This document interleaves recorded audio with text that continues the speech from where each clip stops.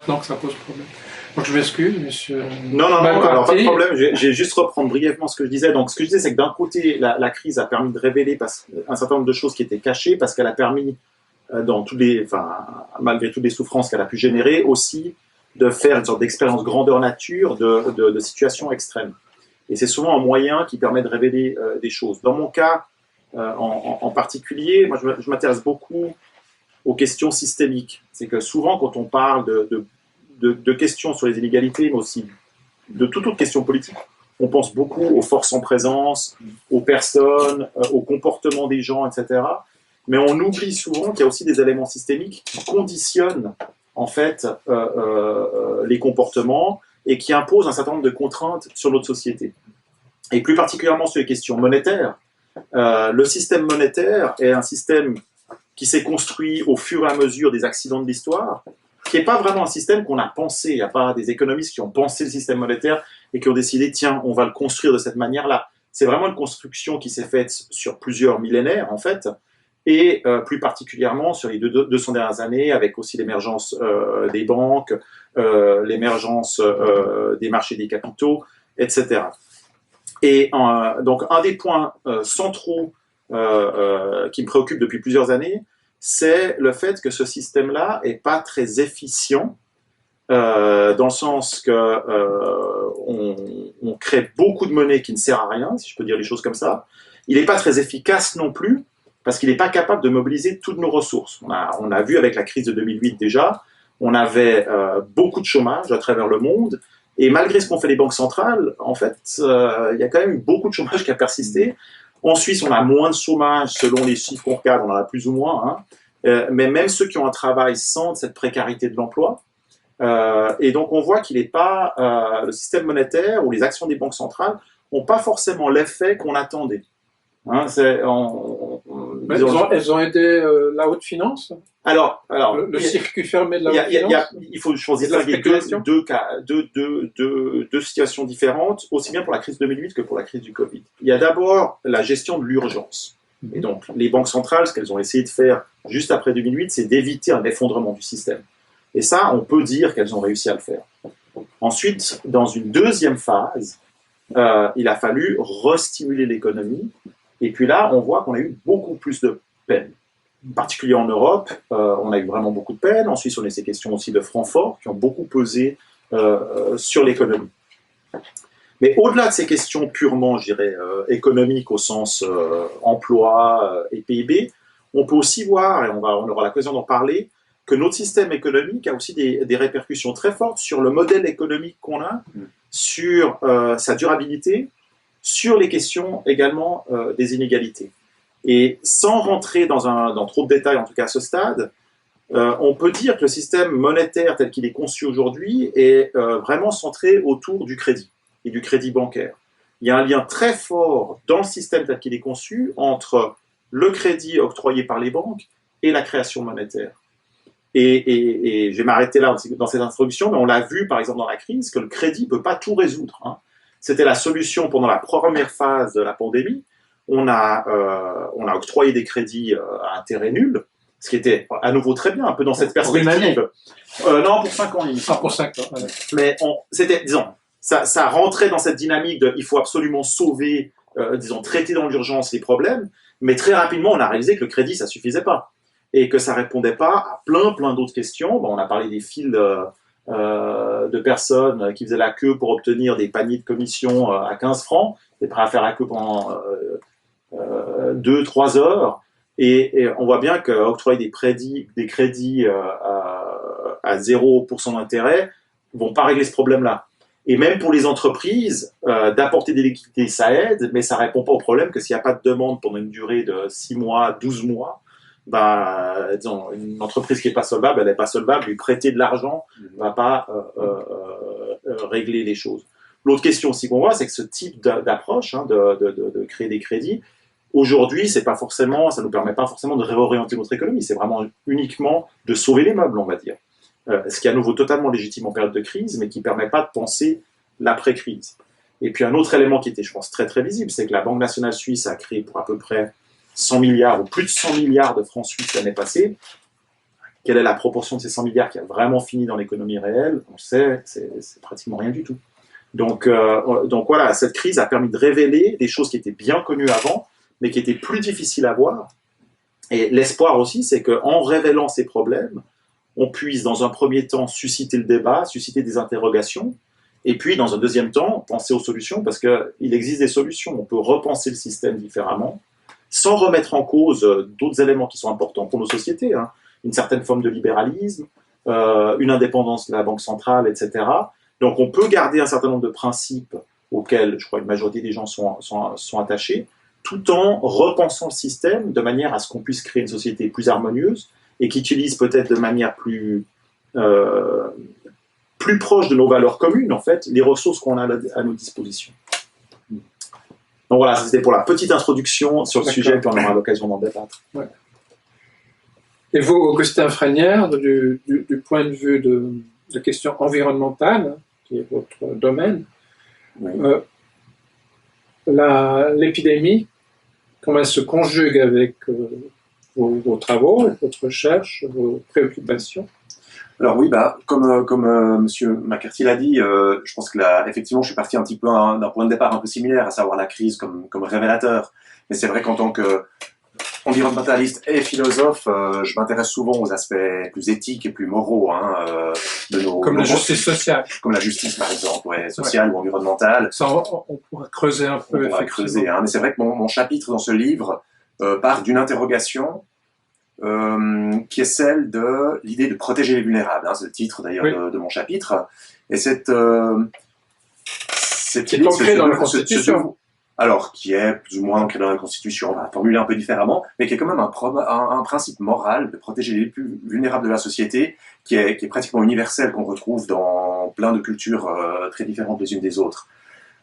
Or, en tout cas, pendant le premier confinement, hein, la première vague de la crise, cette idée de devoir protéger les plus vulnérables a été un peu le maître mot. Hein, c'est le principe moteur qui a permis de prendre des mesures politiques qu'on n'aurait même pas pu imaginer, ne serait-ce que quelques mois avant, arrêter pratiquement du jour au lendemain une économie, débloquer des financements et des crédits avec des montants absolument impressionnants, etc., etc. Mais en tant qu'environnementaliste, ce qui me fascine, enfin ce qui m'a interrogé ici, c'est que cette idée de protéger les vulnérables est très présente aussi dans les problèmes environnementaux, comme le changement climatique. On sait que le changement climatique va affecter un certain nombre de personnes sur la planète. Les vulnérables ne sont pas forcément les mêmes dans les deux cas. Dans le cas de la pandémie de Covid, on sait que c'est plutôt les personnes âgées ou les personnes qui ont déjà des préconditions médicales, etc.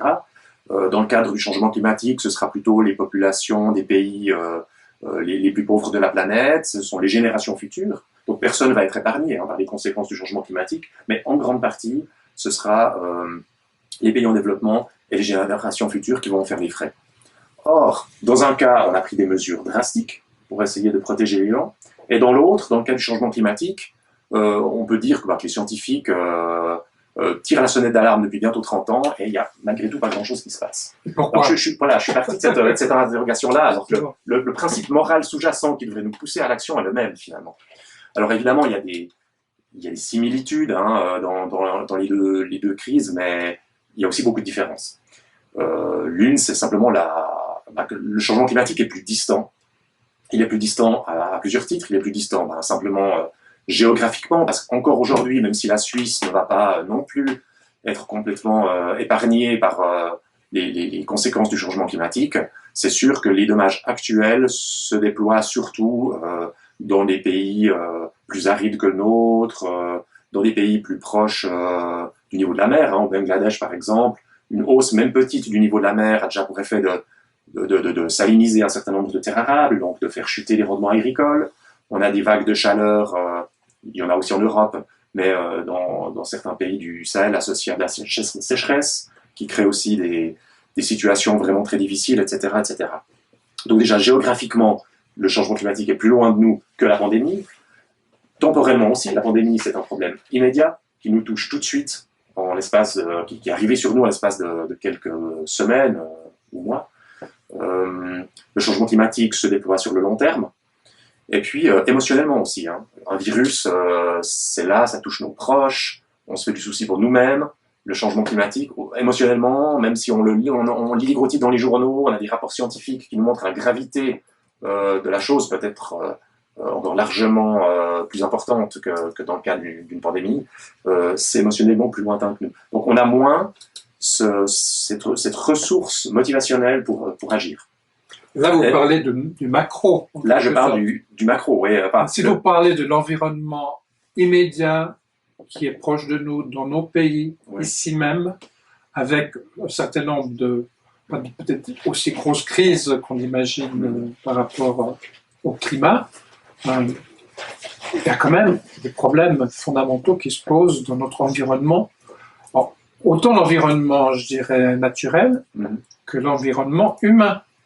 Quand on parle de l'alimentation, par exemple, ou l'agriculture, avec toutes les composantes qui entrent dans ce qu'on appelle l'industrialisation de l'alimentation, l'industrialisation de l'agriculture, avec les conséquences que ça apporte sur notre environnement immédiat. Si la ZAD du Mormon, Mormon pose question, c'est parce que là, on a une atteinte à l'environnement, en quelque sorte, pour justement produire du béton, qui est une matière qu'on produit pour construire, sans problème, mais sous le plan, justement, du CO2, là on est à nouveau dans une dimension de problèmes climatiques et autres, et c'est directement lié en quelque sorte. Là on est dans une proximité, non ? Qui permettrait... Alors pourquoi est-ce que cette proximité-là nous frappe moins ?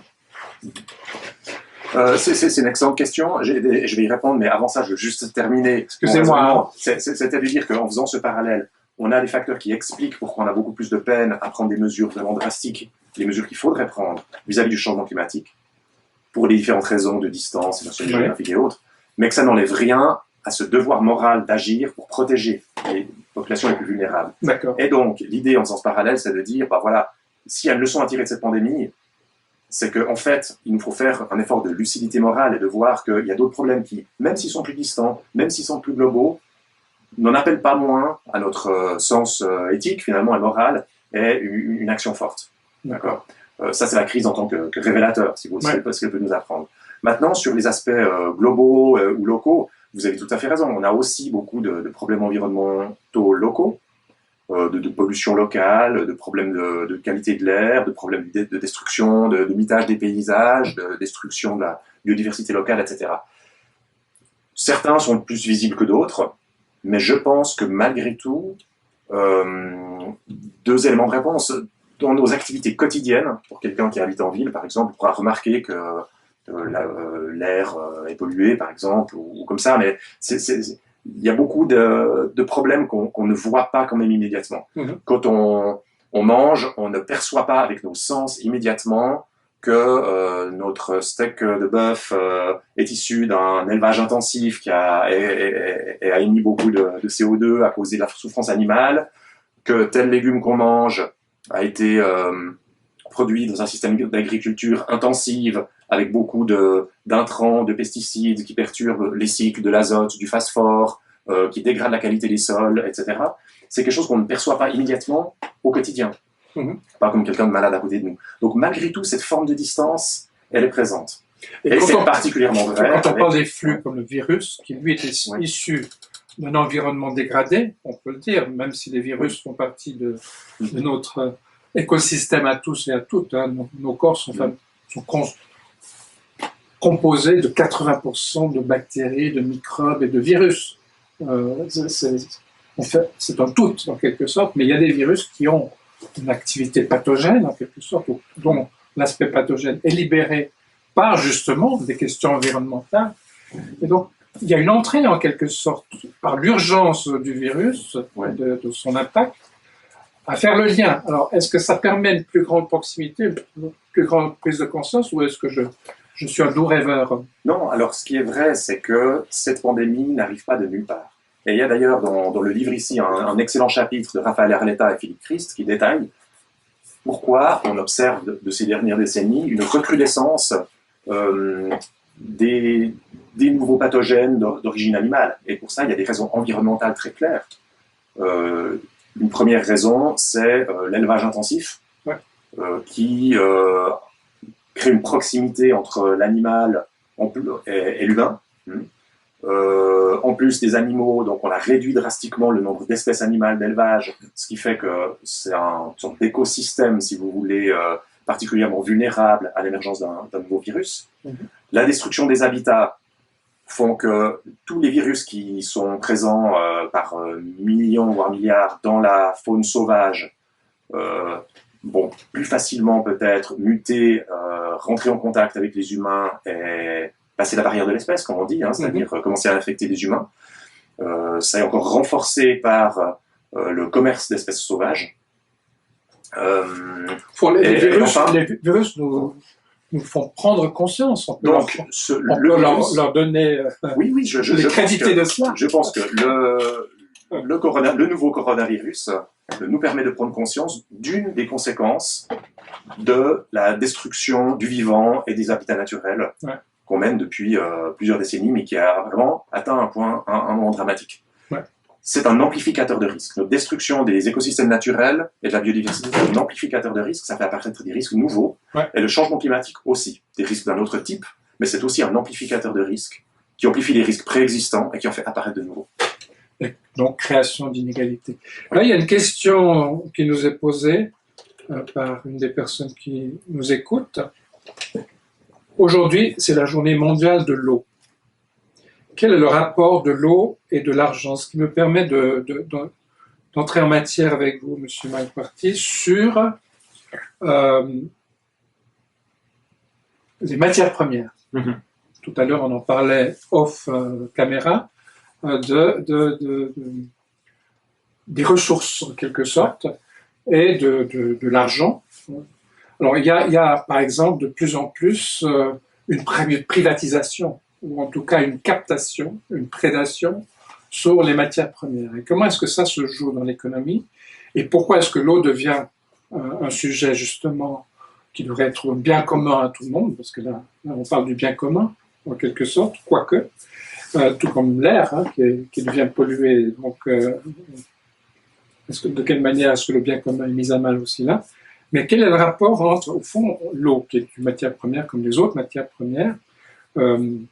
L'eau n'est pas encore entièrement privatisée, heureusement, à notre époque, mais il y a des graves difficultés de ce côté-là. Et le rapport justement à l'argent, la monnaie, et les flux monétaires et les flux de matières premières. Alors ça, c'est vraiment un élément très important et ça fera le lien avec ce qui vient d'être dit aussi. Peut-être en préambule, juste pour réagir, parce qu'il y a des questions de prise de conscience et des questions éthiques. Mais il faut aussi reconnaître que tous ceux qui essaient d'imaginer une autre normale, un monde différent, on ne l'a pas encore designé de manière très claire. Donc on est aussi en train de tâtonner et essayer de voir comment on peut créer ça. Et c'est là où moi, disons, j'ai peut-être ma contribution. Bien sûr. C'est justement sur ces contraintes systémiques. Alors si on parle justement des matières premières, qui est quand même, c'est une des grosses sources à la fois de problèmes environnementaux, hein, l'extraction de matières premières, tout le cycle des matières premières, d'une certaine manière, mais également aussi de souffrance d'un point de vue des travailleurs. C'est souvent un des domaines les pires en termes d'emploi. On a des gens, souvent dans les pays du Sud, qui sont très très mal payés, qui ont des conditions de travail très dures. Donc, c'est vraiment au cœur des questions qu'on est en train de discuter aujourd'hui. Et là, ça me permet de peut-être venir sur cet élément systémique dont on parlait tout à l'heure off caméra, qui est de dire que donc on a ce lien très fort entre la monnaie et le crédit. Or, le crédit, on l'obtient pas pour n'importe quel type d'activité humaine. Généralement, il faut mettre en gage quelque chose de tangible. Donc ça peut être une mine, ça peut être une usine avec des machines, ça peut être un terrain, ça peut être un bâtiment. Enfin, il faut quelque chose de tangible. Et donc, on est dans... Les subprimes, c'était aussi... tangible, c'est autre chose. Ça c'est un symptôme de cette obsession du crédit et des questions. Là aussi, voilà, on parle de la construction. Les subprimes, c'était pour stimuler la construction, parce que grâce à la construction, on obtient des crédits. En obtenant des crédits, on génère de la monnaie. En générant de la monnaie, on fait de la demande et on crée des emplois. C'est quand même ça, à la fin, quand on a des réflexions économiques, on pense toujours qu'est-ce qui va créer des emplois, qu'est-ce qui va détruire des emplois. Et donc, c'est vraiment un sujet très complexe, mais on peut le prendre de plein d'angles différents. Mais si on prend du point de vue des matières premières, donc, on est dans un système qui crée de la monnaie à travers le crédit. Pour obtenir un crédit, il faut avoir, d'une certaine manière, des matières premières à disposition. Donc, comme j'ai dit, on va prendre un terrain, qui est aussi une forme de matière première, ou donc une ressource naturelle, et puis je vais le mettre en gage, et puis je vais construire une maison, un immeuble dessus, ou je vais creuser un trou, ou je vais prendre une colline, et puis je creuse à travers la colline, pour prendre l'exemple. Mais on doit faire quelque chose comme ça. Vous ne pouvez pas venir, moi j'aimerais aider, voilà, la santé n'est pas financée à crédit, l'enseignement n'est pas financé à crédit. Pourtant, on cherche à privatiser la santé, non? Oui, ouais, mais c'est un peu plus compliqué que ça. Mais ce que je veux dire, c'est qu'il y a un lien très fort. Et or, le crédit, vous l'obtenez, vous faites ce que vous voulez à faire, et après vous le remboursez. Au moment où vous le remboursez, vous détruisez la monnaie qui a été créée. Du coup, on est vraiment dans un cycle linéaire. Hein. C'est je prends de la monnaie et ensuite, d'une certaine manière, je la jette. Et il faut en reprendre une autre. Pour en reprendre, recréer de la monnaie, il faut un nouveau crédit. Donc il faut un nouveau terrain dans lequel on va creuser. Il faut un nouveau bâtiment qu'il faut construire, etc., etc. Donc on est coincé dans ce cycle où à chaque fois, il faut construire plus, il faut creuser plus, il faut plus de machines, il faut plus de biens. Donc on est un peu coincé dans ce cycle-là. Et c'est vraiment parce qu'il y a ce lien avec le crédit. Donc c'est beaucoup plus complexe, mais disons, ce lien, il est tellement fort qu'il nous conditionne énormément. Et il a un deuxième effet, en fait, c'est que du coup, les activités qui sont liées au crédit deviennent des activités, entre guillemets, supérieures par rapport aux autres. Parce que ce sont celles qui vont générer la création de monnaie et donc qui vont être capables de stimuler l'emploi au niveau supérieur, on va dire.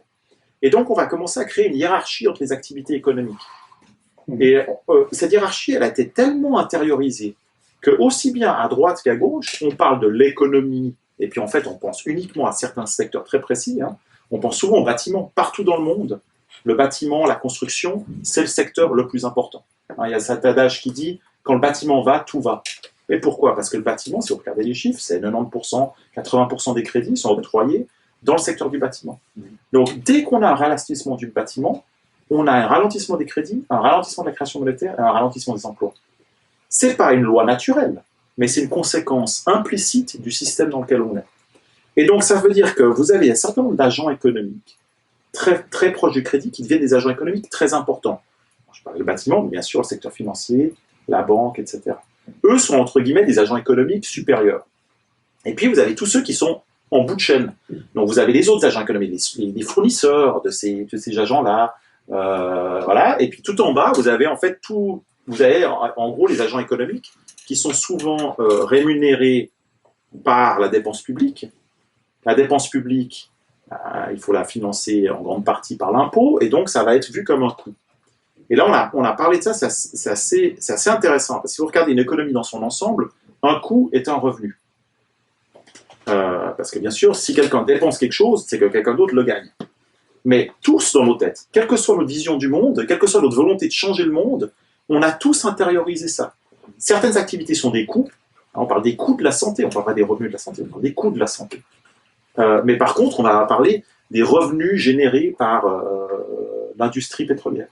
On ne va pas parler des coûts générés par l'industrie pétrolière, on va parler des revenus. Sans parler des externalités. Oui, bien sûr. Non, mais moi je dis quand on parle d'un point de vue économique. Quand on parle de ce qu'il faudra pour réaliser la transition énergétique, on parle de coûts. Tout le monde parle de coûts. Après, certains disent il faut les assumer, c'est des dépenses qu'il faut faire pour les raisons qu'on a mentionnées. Mais en fait, tout le monde a intériorisé le fait que ce sont des coûts. Et en fait, ce sont des coûts parce que ce sont des coûts pour les agents, donc d'un point de vue microéconomique, ce qui est un coût pour un agent qui est très proche du crédit, devient de facto un coût pour l'ensemble de l'économie.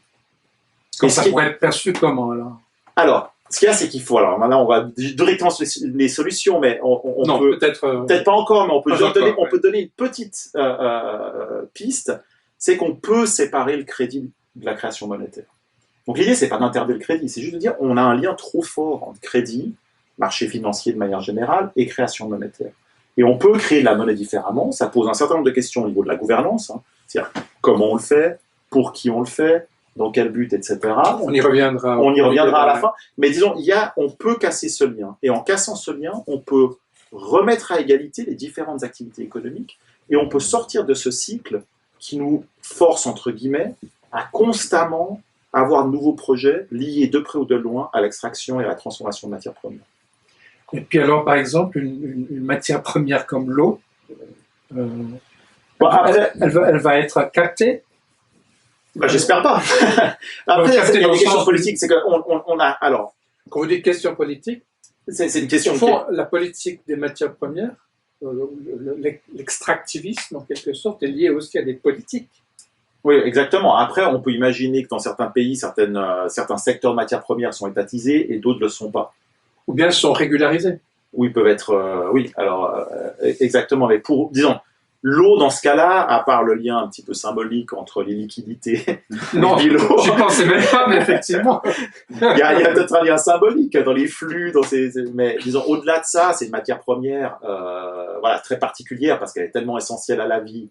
Mais disons, je vois moins un lien entre les questions monétaires et l'eau, sauf si un jour on la privatise et on en fait une matière première qu'on aimerait. C'est-à-dire que vous avez certaines entreprises, en particulier en France, je crois que c'est Veolia ou d'autres, qui gèrent la distribution de l'eau à la place des communes, des entités, ça dépend de l'échelle, hein, ou les États.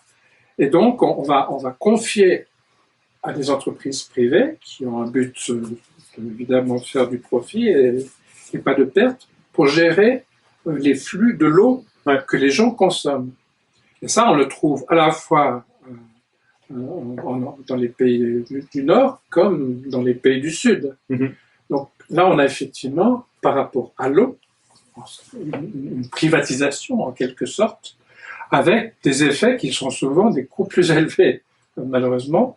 Tout dépend de la gestion. Hein. Alors là, je ne sais pas si ça. C'est pas vraiment directement lié aux matières premières. Parce que ces questions-là, on les a sur l'éducation. Hein. Il y a quand même plein d'endroits où on a privatisé essentiellement l'éducation. Ouais.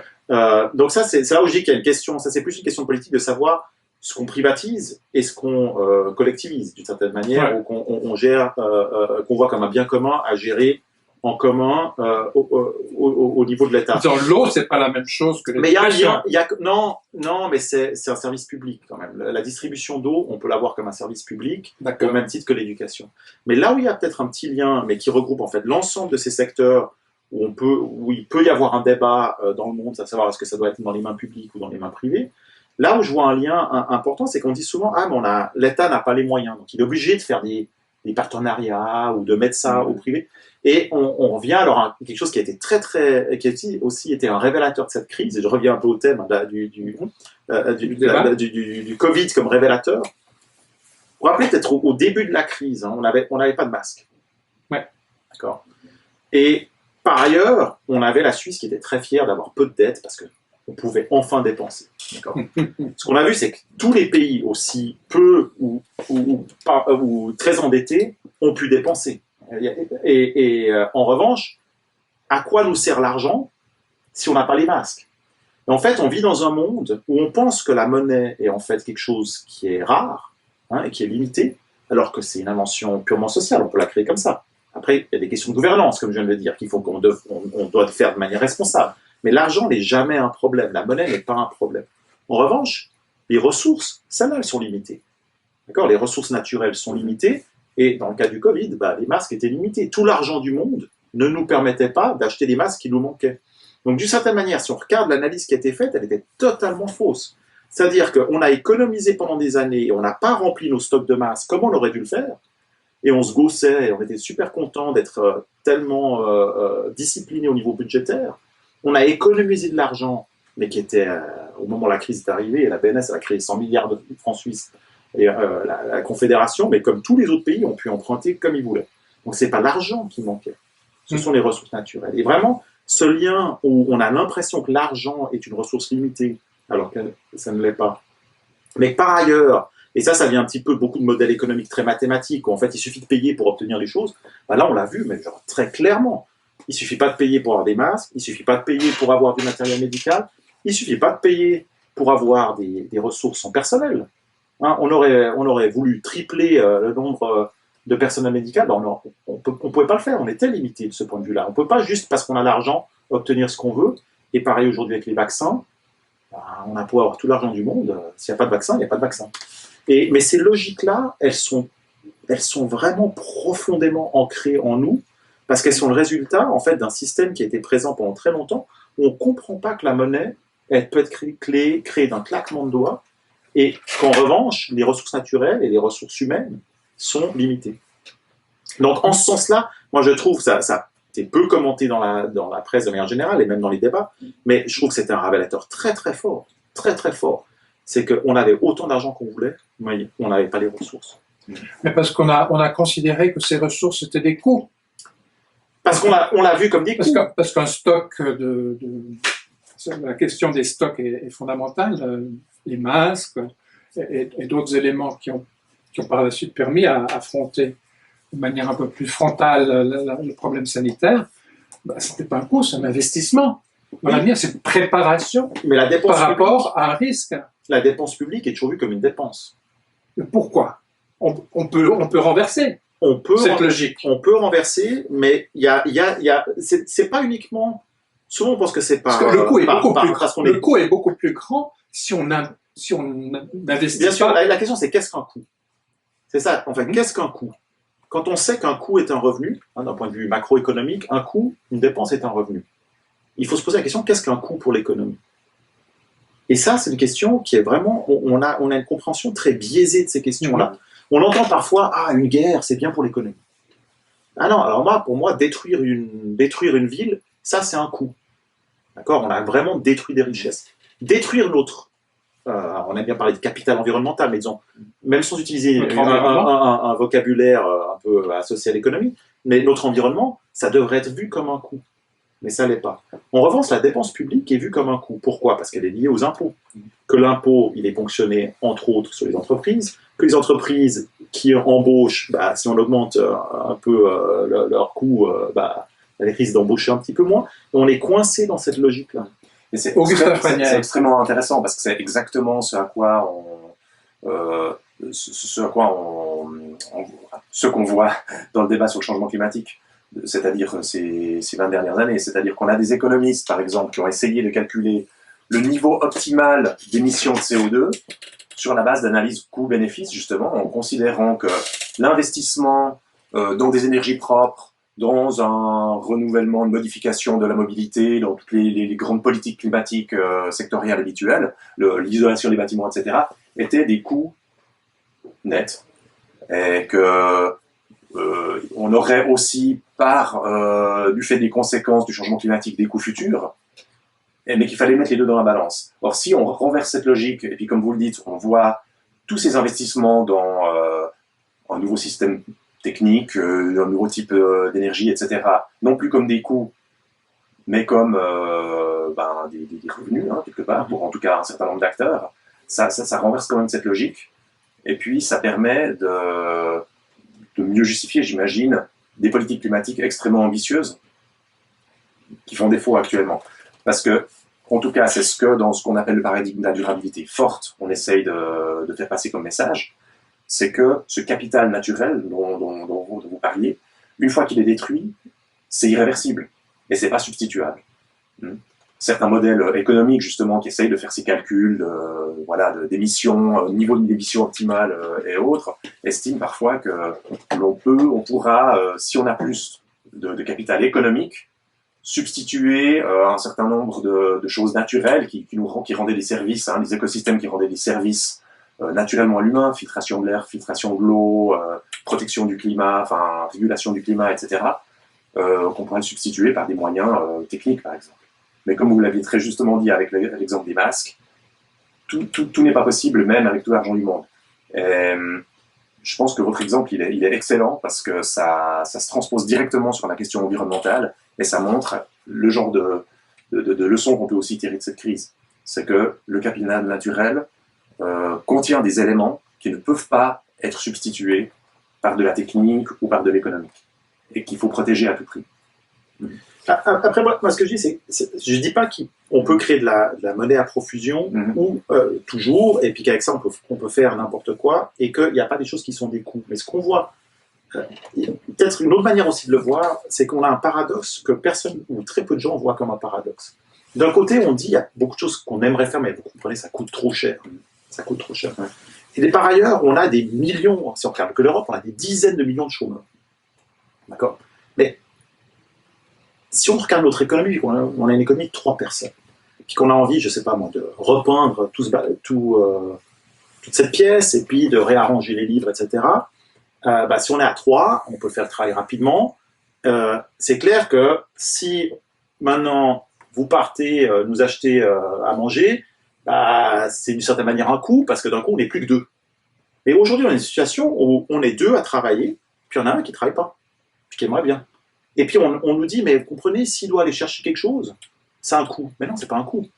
Là, aujourd'hui, on a un coût d'opportunité énorme. C'est qu'on a des dizaines de millions de gens qui n'ont pas de travail. Et donc, c'est un gâchis énorme. Et quand on parle des coûts de la transition énergétique, je me rappelle, il y a 2 ans ou 3 ans, c'était le PDG de Volkswagen qui disait « Non, mais comprenez, si on va trop vite dans la transition énergétique, ça va créer beaucoup de chômeurs. » Mais si on remonte à il y a 100 ans, à l'époque où, dans les Alpes suisses, il y avait beaucoup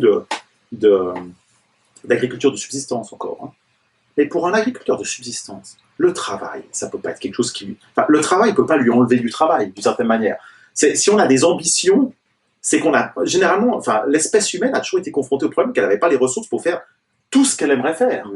Et nous, on est dans une situation paradoxale où, en fait, on a des gens qui sont totalement sans emploi, et qu'en même temps, on se dit, oh, vous comprenez, c'est trop cher, on ne peut pas le faire, alors qu'on a en fait toutes les ressources humaines pour faire beaucoup, beaucoup de choses. Mais comme je dis, c'est la raison pour... Et ça, c'est intériorisé, c'est très profond, hein, c'est quelque chose qui est vraiment intériorisé, je crois, par tout le monde. On a une intuition après qui nous dit qu'il y a quelque chose qu'il faut, qui devrait pas fonctionner comme ça. Mais c'est quelque chose qui est très fortement intériorisé. Mais c'est quelque chose qui est en train de changer, hein, j'ai l'impression aussi, progressivement. Le coût de la transition énergétique, il a été évalué à environ 2% du PIB par an. Excusez-moi de parler d'utiliser le terme coût encore, mais 2% du PIB par an sur environ 30 ans. Pour arriver à une économie très peu émettrice de carbone en 2050. Et puis on voit maintenant avec ce qui se passe aux États-Unis, hein, où il y a quand même un plan de relance massif qui implique aussi des mesures environnementales et des ambitions climatiques assez importantes, où l'argument qui est donné pour justifier ça, c'est pas on va réduire les émissions de CO2, c'est on va créer des bons emplois.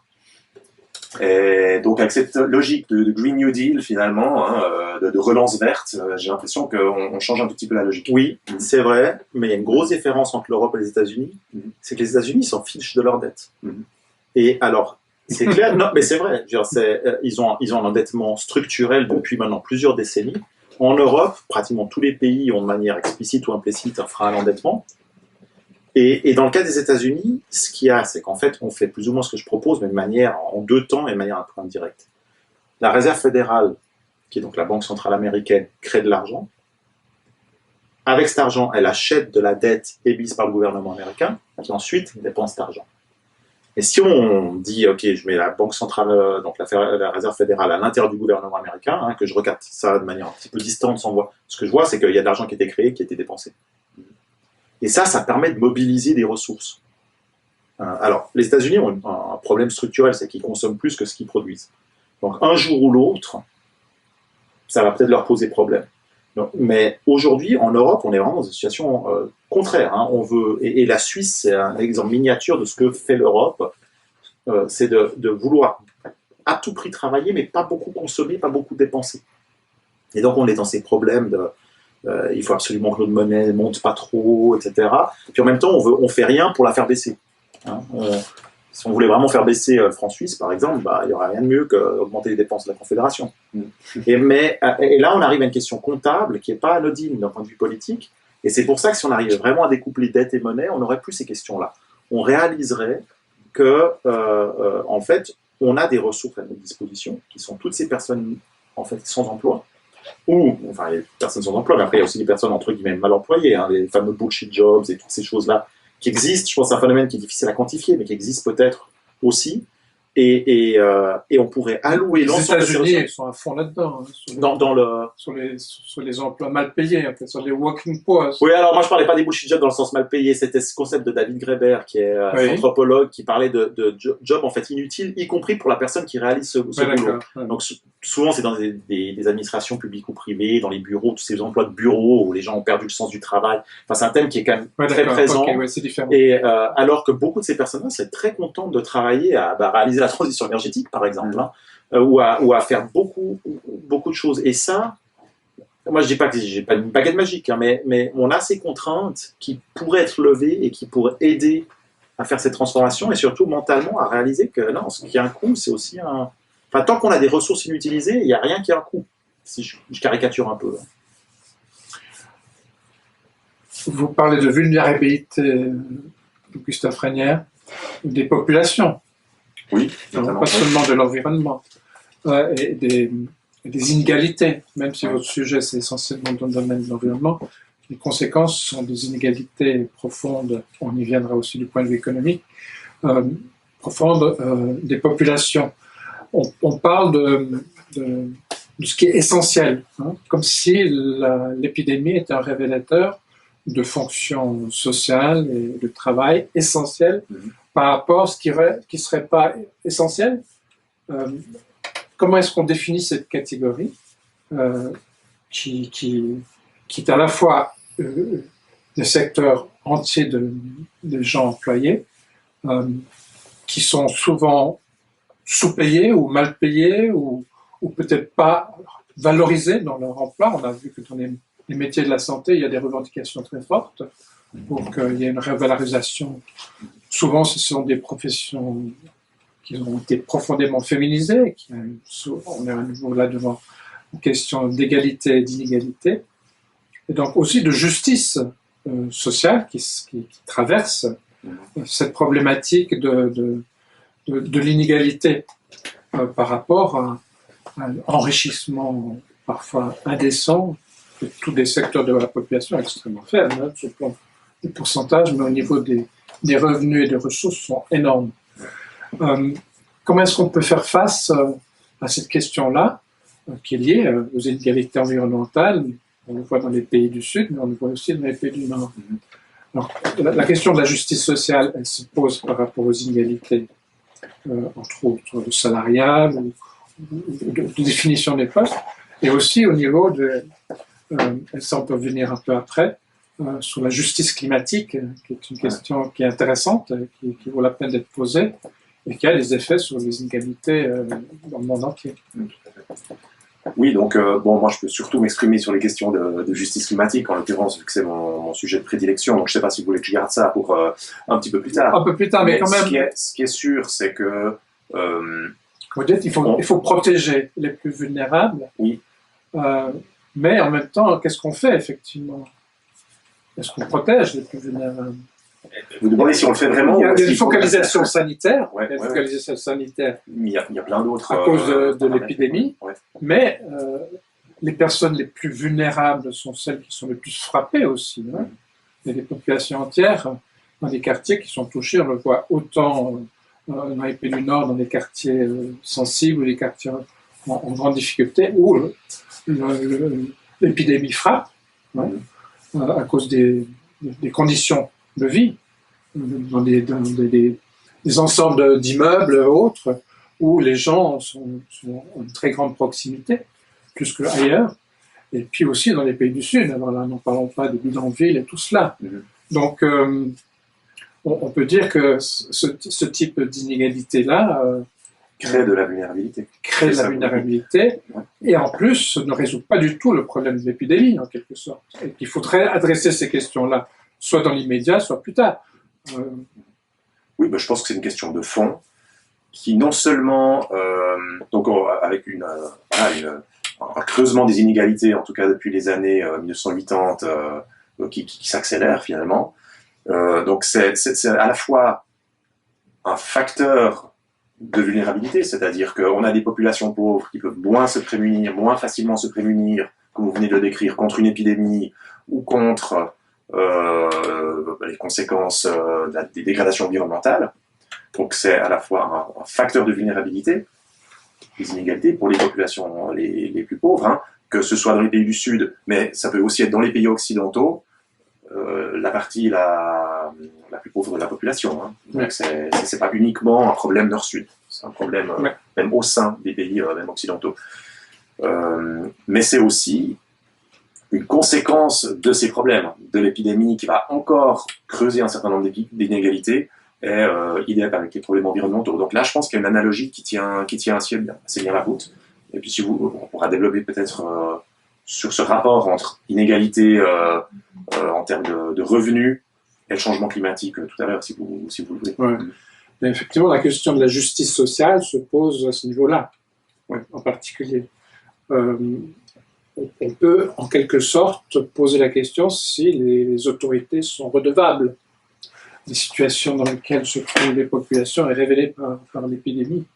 En tout cas, il y a un certain nombre de démarches qui sont mises en place, en tout cas en France ou en Italie, où il y a non seulement au niveau de la gestion surtout au niveau de la gestion de l'épidémie, effectivement, il y a des revendications judiciaires qui sont posées auprès des autorités, des enquêtes qui sont menées.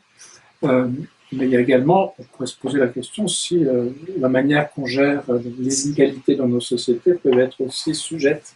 C'est une question que je pose.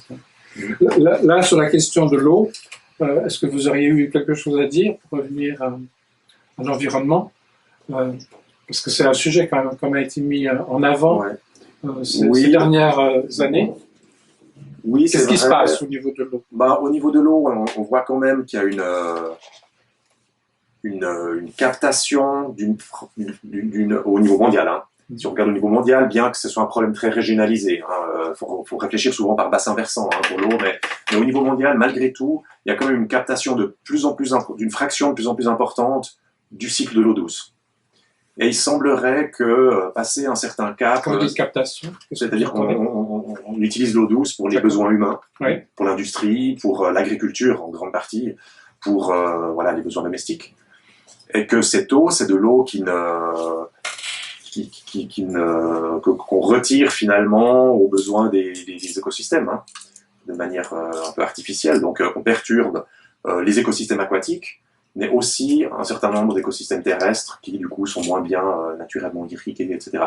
Mais c'est pas le problème, je dirais, à l'échelle globale. Il peut y avoir des grosses problématiques à l'échelle régionale, des villes comme en Afrique du Sud, Cape Town, qui s'approchent de ce qu'on appelle le jour zéro, le jour où leur ressource en eau va se tarir.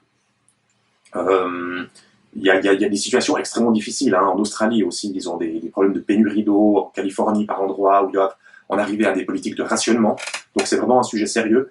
Au niveau global de l'ensemble du fonctionnement de la planète, si vous voulez, de l'écosystème Terre, c'est un problème, mais je dirais que c'est pas encore tout à fait aussi urgent que le changement climatique ou la perte de biodiversité ou la perturbation d'autres cycles comme celui du phosphore ou de l'azote, qui à cause des engrais qu'on utilise dans l'agriculture sont extrêmement perturbés et perturbent le fonctionnement de tous les écosystèmes. D'accord. Peut-être un élément que je voudrais rajouter sur l'eau, parce que c'est vrai que moi j'ai pensé à l'eau plutôt comme, disons, boisson, mais si on pense à la Suisse, la force hydroélectrique, c'est quand même à peu près la deuxième moitié du XXe siècle, ça a été vraiment un secteur qui a permis de créer beaucoup d'emplois, et on a plus ou moins mis des barrages partout où on pouvait en mettre. Je pense pas qu'il reste beaucoup de place en Suisse, on peut encore mettre des... Et ça a été vraiment vu comme un moyen de donner du travail, ça donnait du travail à beaucoup de personnes. Et à nouveau, on revient à cette question de crédit, c'est que on a besoin de béton, il faut construire des barres. On arrive à employer, on est très bon à employer beaucoup de monde à faire ce genre de choses. Mais à nouveau, parce que ça marche très bien dans le système actuel. Donc oui, il y a peut-être un lien entre monnaie et eau, en tout cas l'utilisation de l'eau et l'utilisation des projets autour de l'eau, en fait. Et puis aussi dans la perspective de l'énergie, qui est une énergie abondante, elle n'est pas limitée, celle des barrages en quelque sorte. Ou bien. Alors là, il faut faire attention. Malheureusement, c'est une illusion. Un des effets du changement climatique en Suisse, c'est la disparition des glaces. On sait qu'on va perdre la moitié de la masse glaciaire des Alpes d'ici environ 2050 et probablement une disparition pratiquement complète d'ici 2100. C'est des processus qui sont en route, qui vont être très durs à contrer. Or, on a un régime hydrologique niveau glaciaire en Suisse. C'est-à-dire que les glaciers servent de réserve et de tampon. C'est-à-dire que les années où il pleut peu, il neige peu en altitude, les glaciers fondent plus et viennent remplir les barrages, grâce auxquels on peut produire de l'électricité. Les années où il pleut beaucoup, les glaciers fondent moins, mais les barrages se remplissent plus grâce à l'eau de pluie. Et la neige s'accumule sur les glaciers.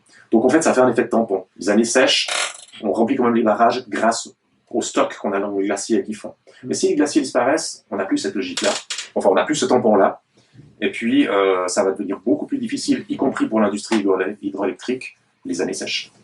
Et on est peut-être déjà même allé trop loin. Enfin, sauf erreur de ma part, il y a beaucoup d'endroits où les débits résiduels sont quand même assez faibles. Assez faibles, trop faibles pour assurer. L'énergie hydraulique? Non, pas pour l'énergie hydraulique, pour les écosystèmes. Pour les écosystèmes. C'est-à-dire l'eau qu'on relâche en aval des barrages, souvent. Alors, il y a pas mal de règlements et de normes à ce niveau-là, mais par endroits sont assez faibles et ne permettent pas à l'écosystème aquatique de prospérer comme il devrait. D'accord. Ouais. Alors, pour en venir à la justice climatique, c'est un des, je pense, pans de votre recherche aussi. Ça devient aussi, en France, par exemple, une législation qui est en discussion. Comment est-ce qu'on peut envisager cela comme une solution d'avenir? Est-ce que judiciariser les problèmes politiques est une bonne perspective, ou est-ce que c'est une manière de mettre sur le dos d'un des trois piliers des démocraties, qui est le système judiciaire, pour la déficience des politiques publiques, en quelque sorte? Alors là... Ou bien c'est deux choses différentes. Ouais, il faut faire attention. La justice climatique, c'est un terme très général qui peut désigner plusieurs choses. Là, on vous fait référence à ces procès, les procès du climat, où une plainte collective, en général, est adressée à l'État. Ou à des entreprises. Ou à des entreprises, mais ces dernières années, on a vu pas mal de cas où c'est carrément l'État qui était mis en cause pour n'avoir pas su prendre des mesures pour protéger le climat et qui aurait failli à son devoir, finalement, de protéger ses citoyens, les droits fondamentaux de ses citoyens. Mais on peut aussi comprendre les problèmes de justice climatique comme des problèmes d'inégalité, justement, c'est le thème un petit peu aujourd'hui, et des inégalités qui se manifestent à trois niveaux. Il y a une inégalité au niveau des causes du changement climatique, et là, il y a une corrélation très, très forte avec les revenus, puisque des études, par exemple, ont montré que entre 1990 et 2015, en l'espace de 25 ans, les 10% les plus riches de la planète, donc les plus hauts revenus de la planète, ont émis le 52% des émissions pendant ces 25 ans. Alors que les 50% les plus pauvres n'ont émis que 7%. Ouais. Donc vous voyez, il y a vraiment une inégalité criante ici qui reproduit finalement les inégalités économiques. Donc on a vraiment une corrélation assez nette. Donc ça, c'est le premier niveau. Inégalité dans les causes. Et c'est pas seulement entre pays riches et pays pauvres. Comme je vous l'ai dit tout à l'heure, c'est aussi en Inde, par exemple, on aura des personnes très riches qui vont émettre tout autant qu'un occidental, qu'un Suisse, voire même plus. Et puis en Suisse, on peut avoir des personnes beaucoup plus modestes. Pourquoi est-ce qu'ils émettent plus? C'est une question de mode de vie, simplement, et d'accès à un certain nombre de services énergétiques. Donc c'est des gens qui vont voler plus en avion, qui auront des plus grosses voitures, des plus grosses maisons, qui vont consommer aussi beaucoup plus simplement de matière, de matériaux et de ressources, qui souvent sont liés à des émissions de CO2 lors de leur fabrication ou de leur extraction. Manger plus de viande, peut-être. Manger plus de viande rouge. Alors, oui, effectivement. Donc ça c'est un premier niveau. Deuxième niveau, on en a déjà parlé quand même pas mal, c'est inégalité en termes de vulnérabilité. Là encore, il y a une corrélation assez nette avec le revenu, c'est-à-dire que les revenus les plus faibles ont moins de moyens de se prémunir contre les effets du changement climatique. Donc là aussi, on peut raisonner en termes de revenus, de pays, mais aussi en termes d'individus à l'intérieur des pays. Mais les inégalités de revenus ne sont pas les seules qui ont une influence sur la vulnérabilité. Le genre, par exemple, est très important. Il y a beaucoup de recherches qui ont montré que les femmes étaient beaucoup plus vulnérables au changement climatique, en particulier dans les pays en développement, mais pas seulement. Pourquoi pas? Parce que pour des questions de différence biologique ou autre, c'est plus des questions socio-culturelles. Le statut qui est réservé aux femmes, dans un certain nombre de pays en tout cas, fait que elles sont plus précaires, elles sont plus sujettes à des problèmes de pénurie alimentaire, par exemple. Quand il y a moins de nourriture, c'est peut-être pas elles qui vont se nourrir en premier. elles sont moins tendance à aller chercher de l'aide auprès des services médicaux si elles ont un problème, etc., etc. Mais c'est aussi vrai dans les pays occidentaux. Des études ont montré qu'en France, par exemple, il y avait plus de mortalité chez les femmes lors de vagues de chaleur. Vagues de chaleur dont on sait qu'elles vont augmenter avec le changement climatique en intensité et en fréquence. Donc le genre est un autre facteur d'inégalité quant aux conséquences. On a aussi l'origine ethnique. Hein. Par exemple, il y a des études qui ont montré que certains, les quartiers noirs aux États-Unis, par exemple, dans les villes, étaient soumis déjà plus à plus de pollution, mais aussi beaucoup plus à l'effet d'îlot de chaleur urbain. Donc ils ont même calculé de combien de degrés, je ne me rappelle plus le chiffre exact, mais certains de ces quartiers, combien de degrés ils subissaient de plus que d'autres quartiers dans les mêmes villes, habités principalement par des Blancs. On a aussi le type d'emploi, les aspects éducatifs, etc. Donc il y a toute une série de facteurs sociaux qui influencent la vulnérabilité et qui créent des inégalités. Ouais. Et puis le troisième élément, c'est inégalité face aux conséquences des politiques climatiques. Et là, on entre en plein dans votre question finalement de la justice sociale, c'est que une politique climatique, donc qui visera à réduire les émissions de CO2 liées que ce soit au secteur du bâtiment, de la mobilité, de l'énergie, de l'alimentation, etc., doit s'accompagner de mesures sociales pour éviter de creuser justement les inégalités. Une taxe carbone, si elle est juste appliquée comme ça, pourrait avoir un impact assez important, trop important sur les revenus faibles. Une taxe carbone conçue de manière intelligente, c'est-à-dire qu'elle est redistribuée à la population, a beaucoup moins cet effet, vu qu'on a une corrélation, comme je vous l'ai dit, entre le revenu et les émissions de CO2, c'est-à-dire que la partie des revenus les plus bas recevront un produit de la taxe plus important que ce qu'ils ont payé sous forme de taxe. Tandis que les plus riches vont payer plus que ce qu'ils reçoivent en retour. Donc il y a des moyens de mettre en œuvre des politiques publiques qui incorporent des principes de justice climatique. Ce qui n'a pas été fait, ce qui n'a pas été en France et qui a produit les gilets jaunes.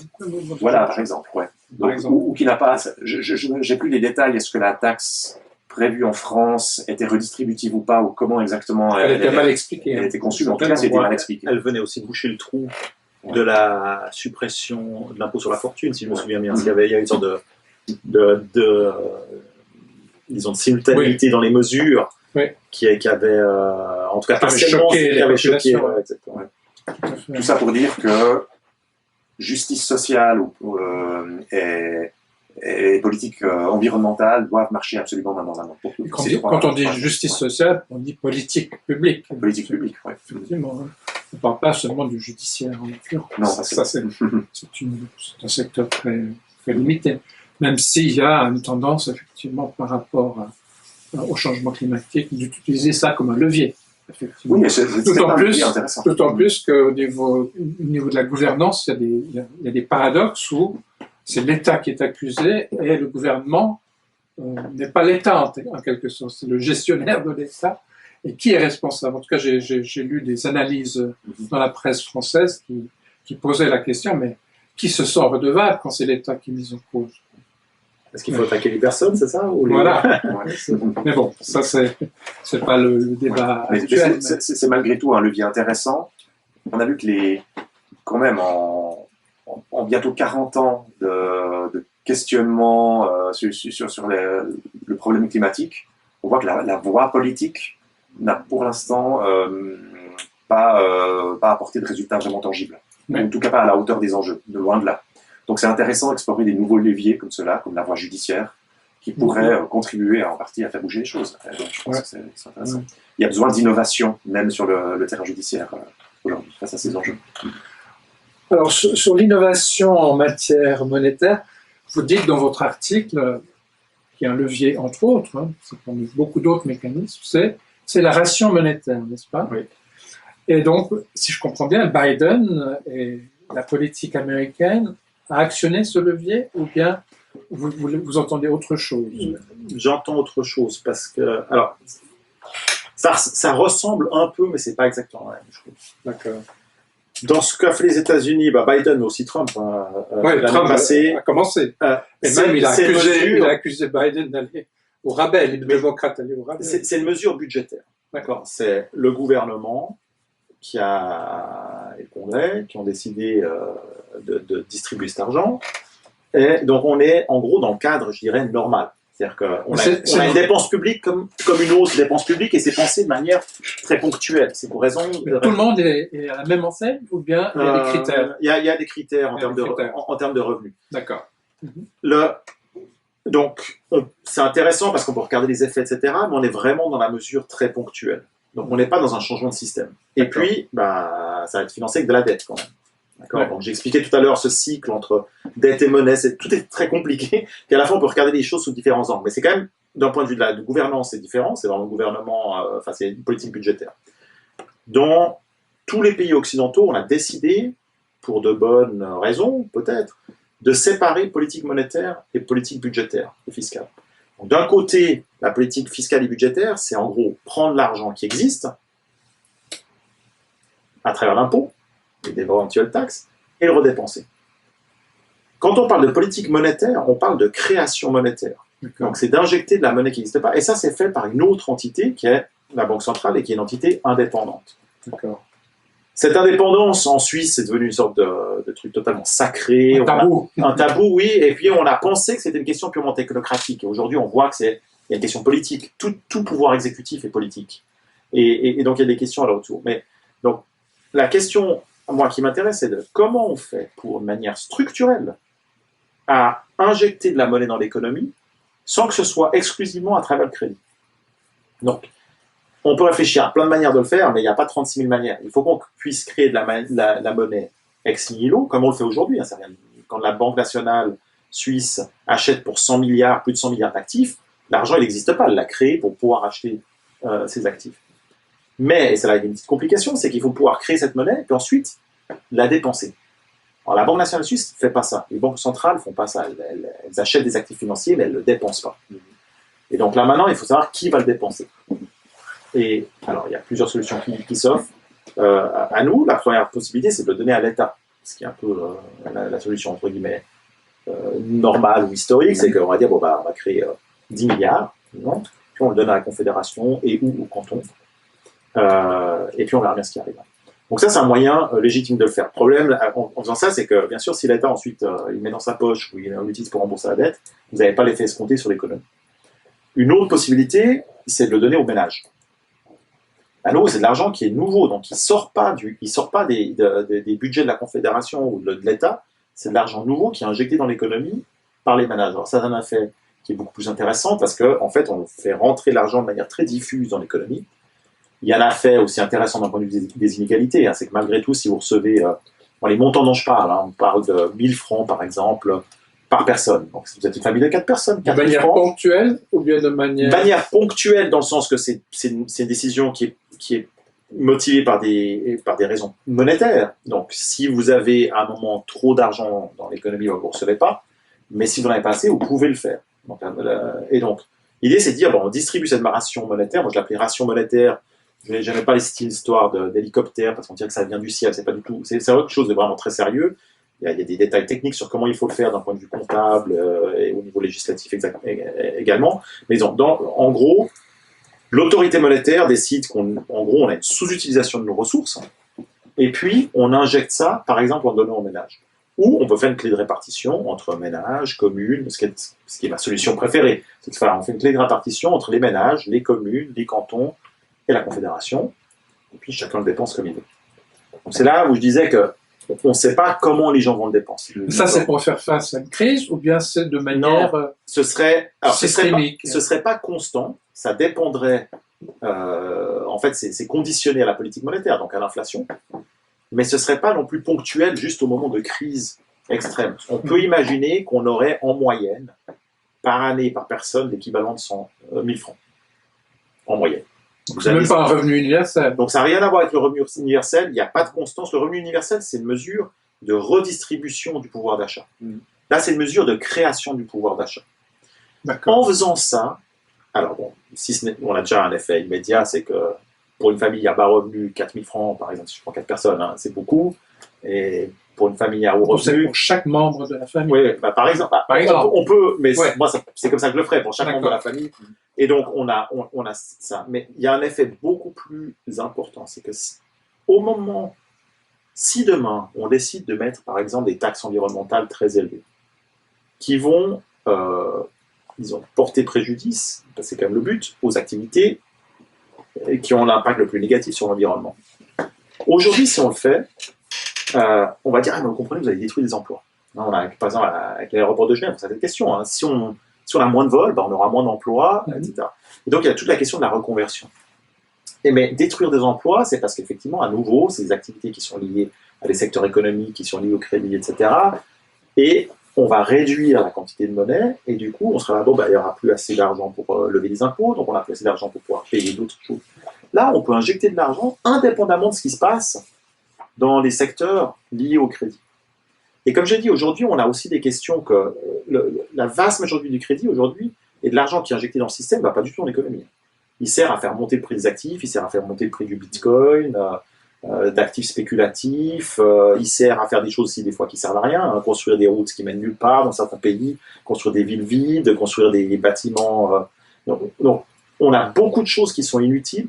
Là, on peut l'injecter, puis ensuite, c'est nous, collectivement, qui devons décider quelles sont les règles qui vont gouverner l'économie. Est-ce qu'on veut avoir des règles contraignantes sur, par exemple, interdire certains types d'activités? Est-ce qu'on veut taxer, comme je le disais, les activités qui sont plus, disons, qui ont un effet délétère sur l'environnement? Et on peut le faire parce qu'on n'est plus dans une situation où on menace l'emploi. Il y a des questions de transition, on ne peut pas le faire du jour au lendemain, mais on peut le faire parce que la question de l'emploi, en fait, se décorrèle de la question des coûts liés à certaines activités et aux entreprises, etc. Et donc ça nous libère, ça ouvre vraiment les possibles, parce qu'on est toujours en mesure d'avoir suffisamment d'argent dans le système pour employer tout le monde. Et employons ces personnes à faire des activités qui sont bonnes pour nos sociétés et qui ne détruisent pas notre environnement, plutôt que les employer à des activités qui, certes, génèrent des emplois, mais qui sont en fait des emplois qui sont aussi destructeurs d'une certaine manière. Donc, en faisant ça, on casse ce lien et on ouvre en fait le domaine des possibles. Par ailleurs, je voulais revenir sur la question aussi des inégalités, par exemple de genre. Si aujourd'hui je demande à quelqu'un, trouve-moi un symbole pour le travail. On avait ça sur le téléphone, par exemple. Souvent, c'était une usine de briques, avec une petite cheminée, etc. Et puis, si on pense à un travailleur, pendant très longtemps, dans l'esprit des gens, le travailleur, c'est un homme avec un marteau, quoi. C'est éventuellement qu'il faut aussi. Mais disons, c'est souvent très genré. Hein. Et donc, c'est l'homme dans une usine qui construit des trucs. Ça, c'est le travail. Personne n'aurait l'idée de dire, ah non, le travail, en fait, c'est une infirmière. Bien sûr, on sait, si je vous le dis, bien sûr, vous allez dire oui. Mais si vous devez symboliser le travail, on va souvent avoir un homme avec un casque sur un chantier, dans une usine.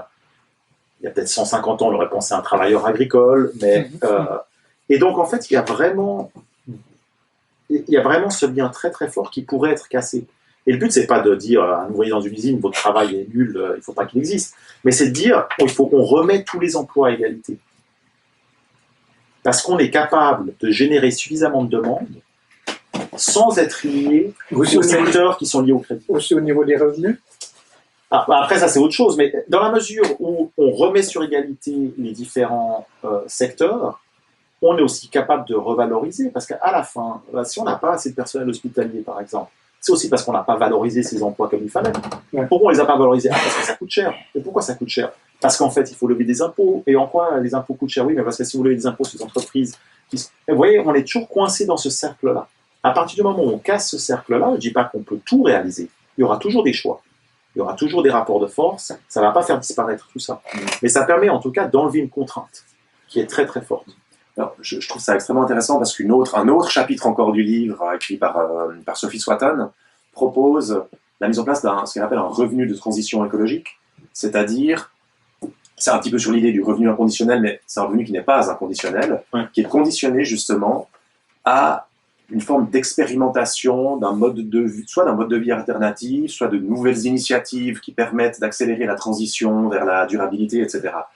Et la difficulté, justement, enfin, cette idée-là vient de la difficulté pour ce genre d'initiatives nouvelles, de nouveaux modèles économiques à petite échelle, qui sont expérimentaux, de trouver des financements de départ, justement. Ouais. Et en vous écoutant, je me dis que typiquement, c'est quelque chose qui serait permis par votre proposition. Oui, après, encore une fois, ça reste une décision politique.